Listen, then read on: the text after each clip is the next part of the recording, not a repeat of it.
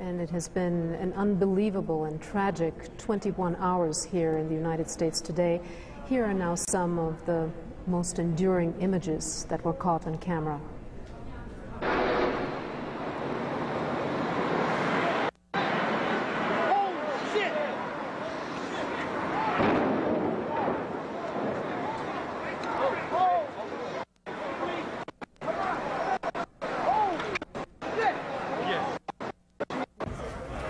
This just in, you were looking at obviously a very disturbing live shot there. That is the World Trade Center, and we have unconfirmed reports this morning that a plane has crashed into one of the towers of the World Trade Center. The plane was coming in. I noticed it a second before it hit the building.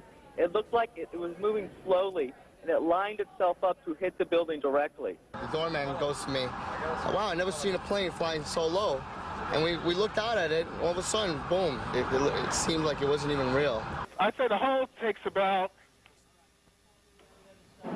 looks about 6, 7 floors were taken out. And there's more explosions right now. Hold on, people are running. Listen, hold on just a moment. We got an explosion inside. The building's exploding right now. You got people running up the street. Okay. I'll tell you what's going on. It just went ba-boom. It was like a bomb went off. And it was like holy hell coming down them stairs.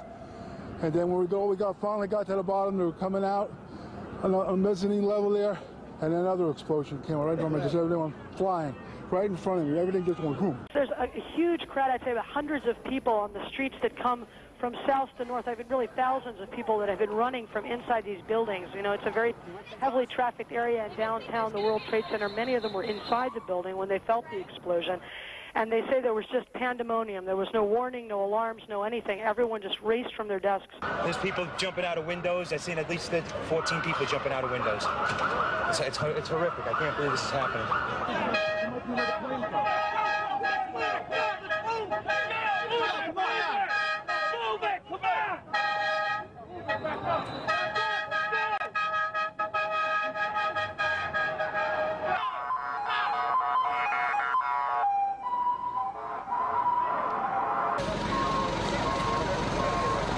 They started slowly evacuating the White House about 30 minutes ago, and then in the last 5 minutes, people have come running out of the White House and the old Executive Office building. Today, we've had a national tragedy. 2 airplanes have crashed into the World Trade Center in an apparent terrorist attack on our country. I have spoken to the Vice President, to the Governor of New York, to the Director of the FBI, and have ordered that the full resources of the federal government go to help the victims and their families, and to conduct a full-scale investigation to hunt down and to find those folks who committed this act. Terrorism against our nation will not stand. And now, if you join me in a moment of silence.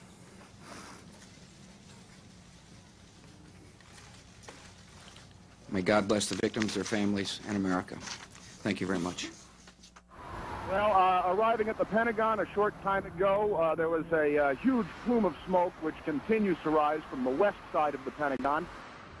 The plume of smoke is enormous. It's a couple of 100 yards across.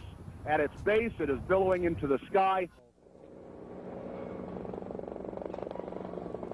There is a lot of confusion here at the Pentagon. It appears that something hit the Pentagon on the outside of the 5th corridor, on the Army corridor. Several Army officers I talked to reported hearing a big explosion, seeing shards of metal coming past their window. The Pentagon has been evacuated.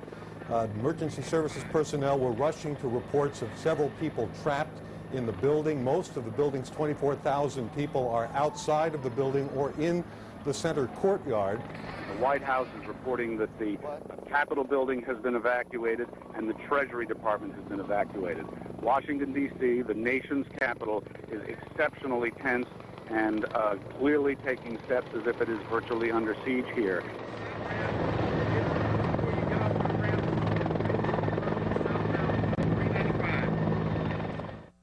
There has just been a huge explosion. We can see a billowing smoke rising, and I'll tell you that I can't see that second tower.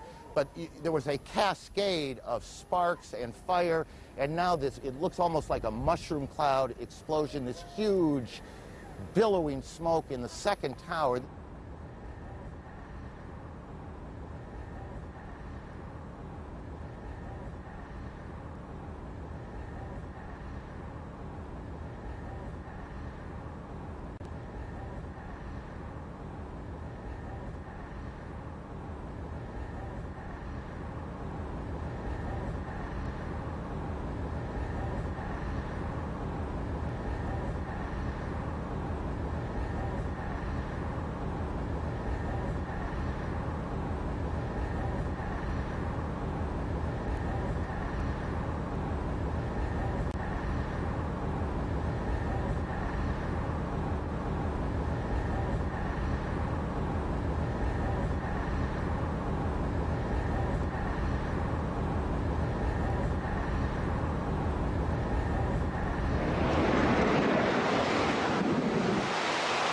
I hope I live. It's coming down on me. Here it comes. I'm getting behind a car. It's incredible. Okay, I'm gonna have to go find people who need help. I don't think I'm one of them. You okay, sir? Okay. Can I just get a toot off your respirator? Can I get a toot? I'm just in a couple of clean breaths.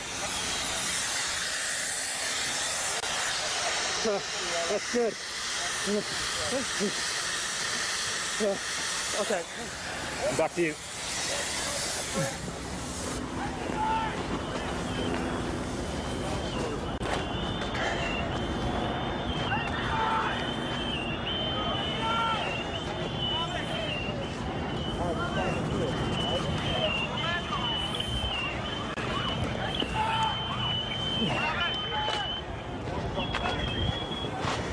This is the car I hid behind. It saved my life.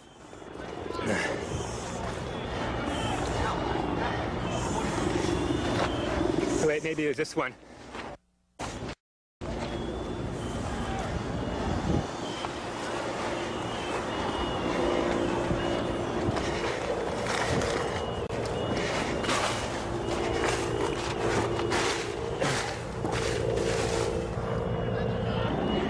There's all these noises. I don't know what it is. They say someone needs help. Yeah, Mike! Mike! Mike, come over here!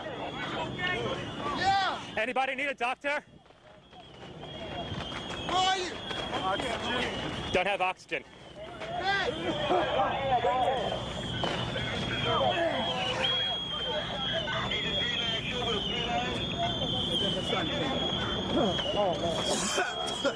Hello, Doc. Hey, that guy needs some oxygen if someone can share it with him. 10-4. Thanks.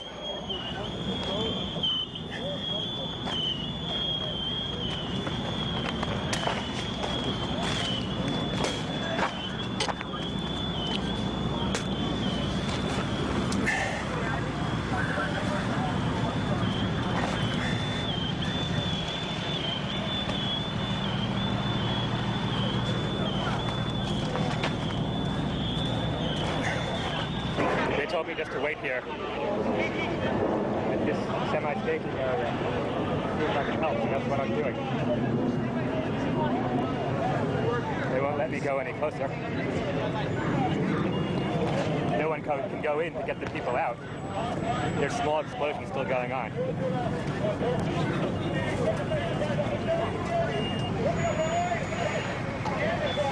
So far, I just seen some people who needed oxygen from the dust. No one trauma.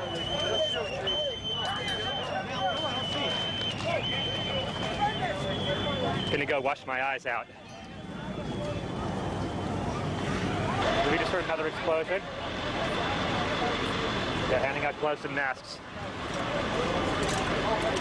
The consensus is it's too unsafe to go in there.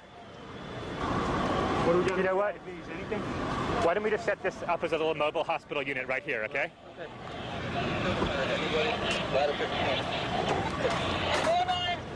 Battalion gets all units that are available. We're having a new command post on Murray Street and West Street. Any units available, report it when you're all up to this.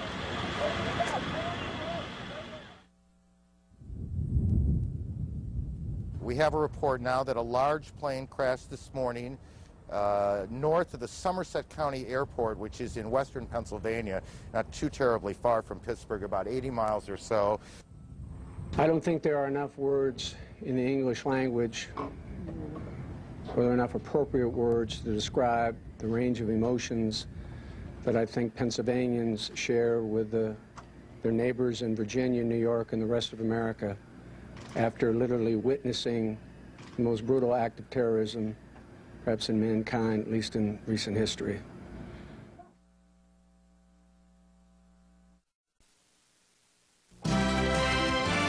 This is CNN.